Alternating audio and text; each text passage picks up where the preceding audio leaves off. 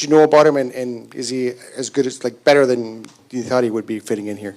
Yeah, a guy that I played minor hockey with for a year, so definitely knew a lot about him. And he's fit in, as you said, really, really well. Guy who blocks shots, plays physical, plays with an edge, moves the puck, skates well. He checks a lot of boxes. Played really well for us so far. Right side, front row. Leon, you guys have played in 2 close games. 2 games have gone to overtime. From afar, it looks like a very tight series with a small margin of error. What is it like playing in a series like this, where one bounce or another can have a huge sort of shift of the tide in the series? Well, there's lots of games like that this time of year. You're not going to face very many teams where you're just running over them for 60 minutes.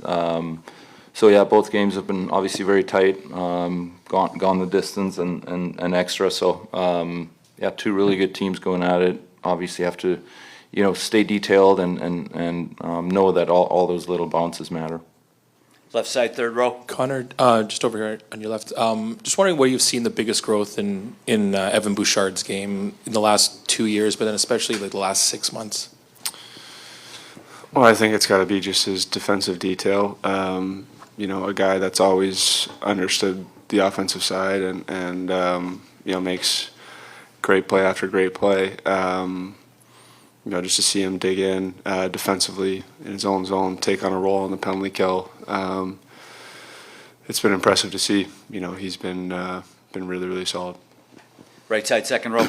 Leon, can you talk about the challenge of, it's an emotional game, you lose. Obviously, there's going to be some frustration, but at this time, you got to stow it and move on. Kind of what that process is right after the game versus the next day, and do you think one of the 2 of you is better at that than the other, stowing it?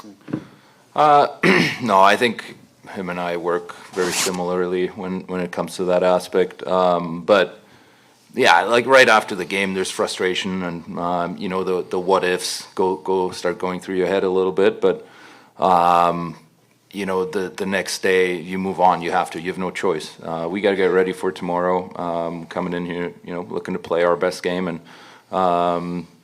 yeah, we're comfortable playing our best on the road. So yeah, just shift your focus to that. Left side, front row. Connor, I know you don't like talking about yourself, but I want to ask about the assist to Leon last game. Like, I know that's a product of talent and years of skill work, but if there's a kid out there who's like, how did he do that? Like, what would you say to him? Yeah, how do you develop that? Yeah, I mean, it's as you said, a lot goes into that. As you said, I don't know. Yeah, I don't know how to answer that. You can't learn that. Let me answer it for you. It's just you don't. Yeah, I'll answer it for him. Yeah, fair. Right side, front row. Connor, you've known Sam Bennett for a long time. Has he always been this much of a pest, and how do you make him less of one as a team? Yeah, he's always played with an edge ever since he was a little guy. So nothing that we haven't seen before. But obviously he's playing really well. Scoring goals. He's a good player, and we got to figure him out. So he's not going anywhere. We're not going anywhere. Yeah. We'll take a few more. Right side, front row. Leon, there was a time when 2 really well-coached hockey teams that played their systems, and if they both rolled it out and played almost perfect, the score was like 1-0 or 2-1. Now we've got that, and we're getting 7, 8, 9 goals in a game. It's like the offensive guys in the league have kind of grabbed hold of this thing. Is it a good era to be you guys? Is it a fun time to play? Do you prefer to play a game where, we get some goals, we get some offense here? Well, I mean, every team tries to defend as hard as they can and create offense as much as they can. I wouldn't bet on the rest of the games, there to be 9 goals. So I don't know, maybe the first 2 games of this series have been a little higher than expected, but yeah, I don't know. I mean, everyone's looking to create offense. There's lots of great offensive players in this series in the league. So sometimes there's more goals scored, sometimes there's less. Right side, second row. Corey? Leon, the front of the net has been big for both teams getting there, getting those high danger chances. Is it even harder in the playoffs this time of year to get there? And just can you speak to the importance of creating those opportunities and converting them when you get them? Yeah, it's key. Those are the hard areas to get in. That's where you score in the playoffs. And yeah, it is harder to get this time of year. Harder to get to, of course. Teams are more detailed. Those moments matter. It's an inch here, there, body position. So it's really important. I think both teams are really good at it. Two more, left side, second row. Oh, sorry. We'll go right side, third row. Connor, a lot was made of Florida's forecheck leading into the series. They had success in game 2, especially in the second period. What do you feel like your team can do better to kind of stymie that? Yeah, we can break pucks out better. It's not just the D-men on that. It's forwards too, helping out on hold-ups, everybody coming back and working it out together. They do have a great forecheck, there's no doubt about it. But we got good D-men that can break the puck out. We got a good system. That's how you can combat that. Last one, left side, second row. Yes, question for Leon. Connor was talking about the progress of Evan Bouchard defensively, but are you impressed with the way he can stay calm and poised every night? And it seems to me that when the stage is higher, he's always clutch. Yeah, I mean, sometimes maybe a little too relaxed. That's our joke, at least within the room. But no, I mean, he's as elite as it gets. He just knows his composure is just incredible. He's so calm with the puck. I think he instills a lot of calmness around our room when the puck is on his stick, and obviously there's a lot of trust in him. So it's just, he's just a great player. Yeah. I think that's kind of the name of the game here. When you get deep in the playoffs, is finding that balancing act of not getting too high or low. It was an emotional win on game 1, so both teams have kind of felt that. It's a bit of a reset here going into game 3, and a bit of travel, and get to hang with the boys a little on the road, and get ready for game 3 here. You guys have been very good on the road. What's worked on the road for you all? Well, I think we got a good mentality on the road. Kind of sticking together. That's been a big one, and obviously just a belief in our group and a belief in one another is huge. Connor, the scores have been close. From up top, it's looked really close. What does it feel like on the ice with how close it is? Yeah, it's close. There's not much room out there for either team. Everyone's making it hard on one another, and so it's our job to get better as the series has gone on. We've done that in the first 3 rounds, and we anticipate to get better and better. Connor, how well do you know Jake Wallman, and how does he kind of fit in with the group? I didn't know him much other than just playing against him before, but he's fitting really well off the ice, on the ice. On the ice, his game's great, and then off the ice, he's fitting in great with the guys. I think he was unbelievable find by us. Given how close it has been, what are the sort of adjustments you guys make as a team when you're in a game where you're losing overtime and it's that close? Are there minor things? Are there major things you need to adjust? I think there's minor things. I think it's, you're not doing an overhaul of systems or anything like that, but it's just minor tweaks on things that you feel like you can exploit and areas we can get better at. So, Connor, having played here last year in the Cup final, is there any benefit to that? Just, comfort level, playing in this rink, same hotel, all that? Absolutely. There's comfort level in that, and there's a benefit in that. You kind of know what to expect. You've been here, and so you learn from experience too. So to be able to kind of had to earn that experience last year, I think we'll benefit from it this year. Played with McDavid a long time. The assist that he made to Draisaitl last game, are you numb to that? Is there anything about that particular play that impressed you that nobody else could do? That was pretty routine in Erie back in the day. So, no, to do it, obviously, to do what he's doing, but to the stage that he's doing at, we're lucky to have him. What would you say about the way, there's pressure on everybody and you guys all carry it, but with Connor and Leon, they're sort of out there in a different way. What do you see from them in the way they handle this stage and the pressure that's on them? Yeah, obviously, I think it's interesting. I think the media obviously often asks you want to know about the superstars and stuff, but I think they do a really good job of sharing the burden with the guys. They're such great leaders, and it's not just on them win or lose on a night. This is such a team-oriented game. It's not about two guys, and it's going to come down to depth. It's going to come down to team play, and obviously, when you have superstars to make big plays like that, it's a huge advantage. But they've handled pressure their whole career, and they like it. I mean, I'm sure they don't shy away from it. They lean into it. So, those are great leaders for us. You said they like talking to us? Is that what you just said? What's that? They like talking to us? What do you mean? Like, oh yeah, well, yeah, no, I don't know how they like to chat with you guys, but no, I mean, I think that the media sometimes will, put the spotlight on them, and I think that it's really important to realize this is such a team-oriented game, and they're such great leaders for us, and so the responsibility weighs on all of us. Bench again, and then you get out there again. It's a fresh mind.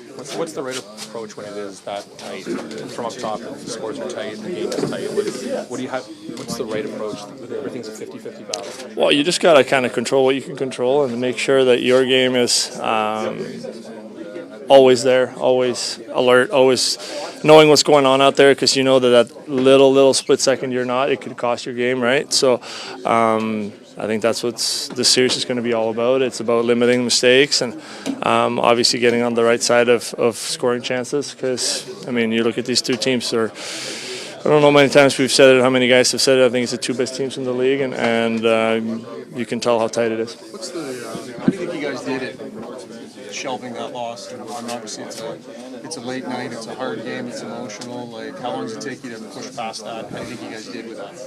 I think we're great. I think that's I guess a pro of having an experienced team. We got everyone in here has been in these positions before, and we don't have too many young guys that I guess don't understand the highs and the lows of the playoffs. This is exactly what that is, and this is where our experience comes in, and they have the same experience on their side. So it's one of those things. You obviously feel great after game one, winning in overtime, and then you feel like not worth a lot after a loss in overtime. So that's just the way it goes. It's something you have to deal with and handle, and make sure tomorrow it's a clean slate again, and you make sure you win that game. What do you see from Connor and Leon on this stage, where there's a lot of focus on them, whether it's more media, more spotlight, or, in how they handle it and still kind of do their jobs in here, setting tone?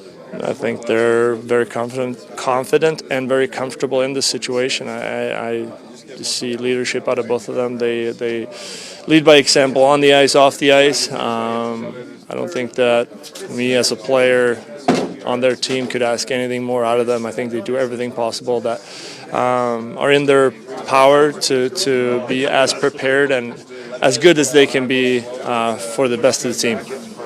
Potentially a shift in pairings that we saw today. I know guys have sort of moved around a lot this year. Maybe what are your thoughts on the shift? Yeah, I mean, I look at my 3 games that I've played since I came back. I played a lot with John in that first game. It's just the way the game goes. Like, it seems like everybody's pretty confident playing with everybody, and we have a really good decor. Everyone's playing really well, so I don't think it matters much. It's more about focusing on what you do out there and your job, and help the team win. I mean, that's the ultimate here, so then it doesn't matter really who you're playing with, but yeah, we'll see you tomorrow. What have you seen out of Jake Wallman, and what have you kind of been impressed with him from playing with him and from watching him in the press box for a little while? Yeah, he's a very underrated physical player for not being maybe a huge defenseman. I think that's a big element of his game. I think that obviously he's got the skills, and I think he probably had a lot of confidence coming from San Jose playing first power play minutes and having that offensive side of the game, but also, I mean, he's a really good two-way defenseman. I think he's fit right in with us, and he brings that juice and that the physical element of things too, so he's been really good for us. You've done it. You've come to a team at the Derek trade deadline that's expecting to win. How hard is it to adjust and kind of get into where the team is going to? Yeah, it is hard for sure. You got to try to find your spot, and trying to perform, but it's also you don't want to step on toes, but you kind of have to at the same time because they got you for a reason. So I think he's done really well in that sense. That makes it harder, but it's also more impressive the way he's played and helped us out. And I don't think we have some demons that have played really well, and we wouldn't be here without them. So he's certainly one of them, and we're looking to do that come tomorrow. Play of McDavid's assist to Draisaitl last game. Not a big replay guy, but I saw it live, and that's all that matters to me. I don't really need to see a replay. It's just, I said earlier, they do everything they can in any way possible to help this team win, and it's just tremendous to watch where all the pressure that they have on themselves just from themselves, but also from the outside world, how they just elevate their game. Just wonder, as a defender, the puck's rolling. Like, he head fakes Barkov, it's rolling. And do you think that's why Ekblad tries to reach, as a defenseman? Yeah, that would be one thing that I'd look for sure. Obviously, they're on the kill, so you got to be a little bit careful. But at the same time, the puck's rolling, and that's a goal line for me. I mean, you're trying to get them off the puck, especially him, right? Like you got Connor coming down, so. That's what world-class players does. They make it look so easy. It's crazy, but it's probably, I don't know if there's a harder play in hockey than to do what he just did. We've had some emotional games and some emotional losses too over the course of this playoff round or this playoff run so far. So it's us taking those lessons, just moving on and playing the next game, and I think we've done a good job of it so far. So I don't know if you'll entertain this, but I'm sure you don't just walk into the room after a loss and you're like, on to the next one immediately. There's some emotion and such that happens there. What does it look like? How long does it last for? And does that serve you in some ways to have that too? Yeah, I always say after a loss, you're gonna be pissed off, and that's natural. That's human nature. That's how it should be. I think that the next day when you come to the rink, whether we're breaking down the film or finding things that we can be better at, that's when you do it and you move on because these games come so quick. Why does Jake Wellman fit in so well with your group here? The confidence. I think the way obviously he moves the puck, his confidence with the puck, defends really well. He's just a really good player, and a good player comes to a good team. He's gonna have good results. So he's been great for us. When a guy joins a team all for the stretch run, I guess does it take a while for him to kind of find his place in the room, or how did you kind of see Wally fit in right away. He's I think for a few of us being. There's a couple guys from the Toronto area, and then me being from Hamilton and not far away. I worked out with him for a few years too, so there was some familiar faces in here, and that always makes it very easy to fit into a group. And he's fit great with us. Donnell, how difficult is that area of the ice right in front of the net to defend, especially this time of year? I know Klingberg and Bouchard both said the key is really getting into them early, even before they get there. So what's the mindset of that, and how do you handle that, even on the rush or as they get set up? Yeah, no, the net front's really just competing hard work and finding a way to find body position early. So they're a really good team at getting traffic in front of our net. For us, it doesn't just start once they get to the front net. There's you want to make it as difficult as possible to get there in the first place. Do you find that battle level almost increases at this time of year too, and is it even harder at this time of year to defend that net front? Yeah, once the puck drops in the playoffs, every team's doing it. Every team's going to the net front, and obviously it gets heightened higher and higher as the series go on. But it's a battle zone there. Ability to stow it, push through, set the tone for the rest of the group after a disappointing loss. Those guys have been our leaders, ever since I've seen it. I've, seen it firsthand of no matter where we are after a big win, loss, they always set the tone on a work mentality of this is business and today was, a little practice day, almost a formality, but, you see them getting out on the ice early and the repetitions, the drills, they're focused, and everyone else it's what's at stake right now, and it's nothing to take lightly, and let's make sure that we get prepared for our next game. Right side, front row. Chris, you changed the D pair, your staff changed the D pairs today, it looked like. I'm just wondering what kind of went into that, and what are the sort of adjustments in a close series like this as a coach you feel are going to make a difference in what a pivotal Game 3? Yeah, we're always making adjustments to counter what other teams are doing and who's playing well, and there's some conversations on what's working well with our lines or our D pairs and just trying to, and our lines and D pairs might switch up a little bit, whether that's after the first period or is later on the game, whatever it is. But fortunately, our players are comfortable with any changes that we do make, just because of how much we've fluctuated our pairs and lines throughout the season. So, yeah, get through games 1 and 2. We had some changes, and throughout the rest of the series, there'll be some more. Left side, third row. Chris, just following up on that, when it's such a close series, the puck over the glass in game 1, it's a bounce in game 2. Like, what's the message to the group as you proceed when it's just so close? Everything's 50.1 to 49.9.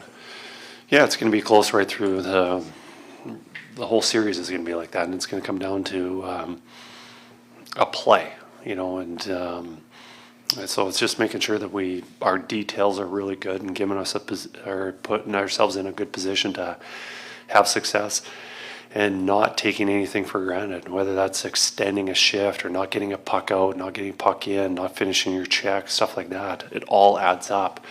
And when you have two teams that are so evenly matched right now, it's important that all our details make a difference. Right side, front row. Chris, they've had a lot of traffic around your goaltender. They've had 2 goals with contact, and they've had the goaltender interference penalty. Are you finding it difficult to know what the line is for goaltender interference, and how do you,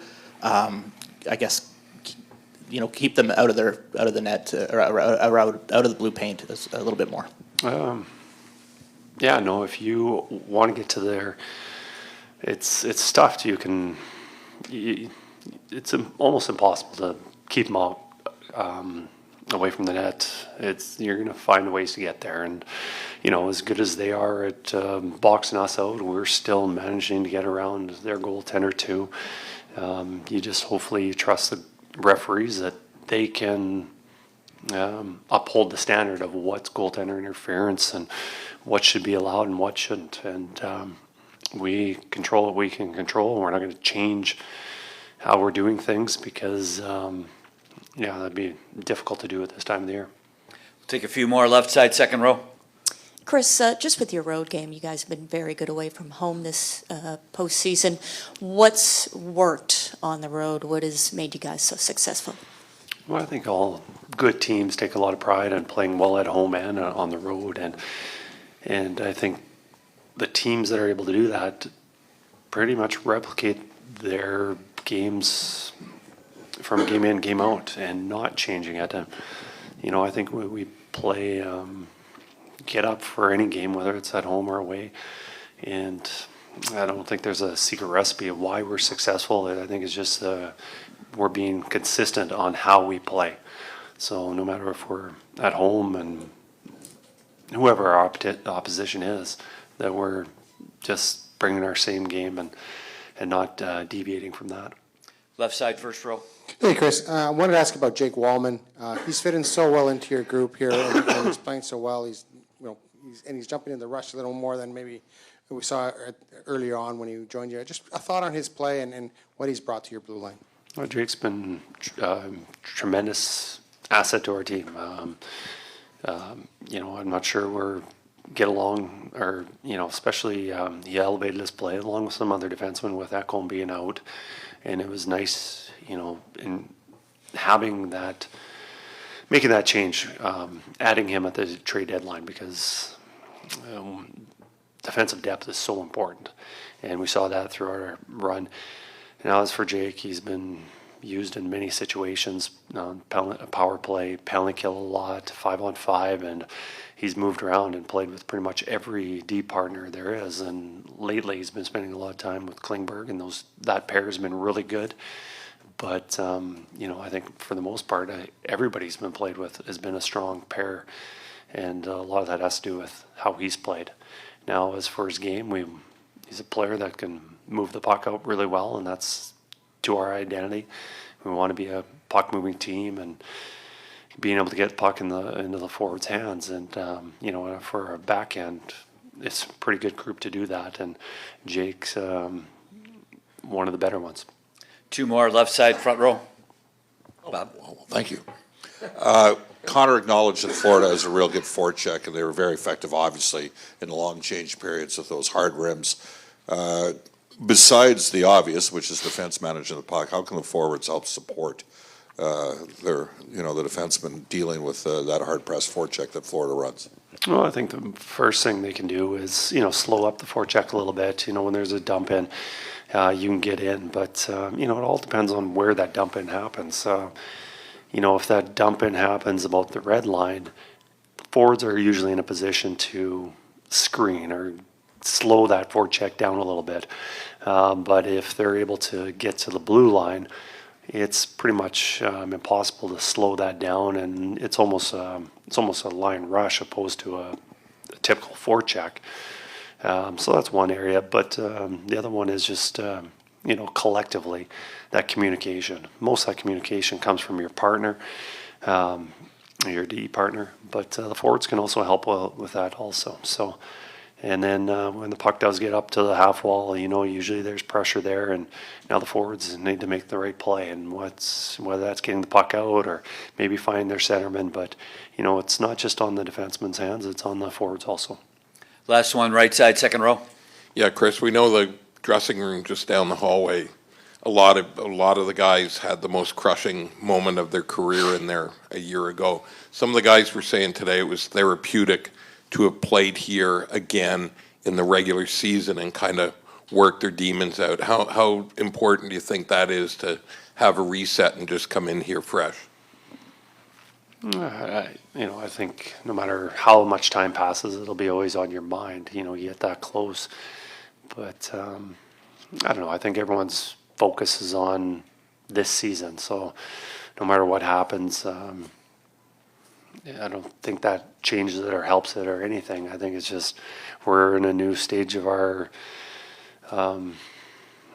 season or our path, and we're just focused on what we need to do right now.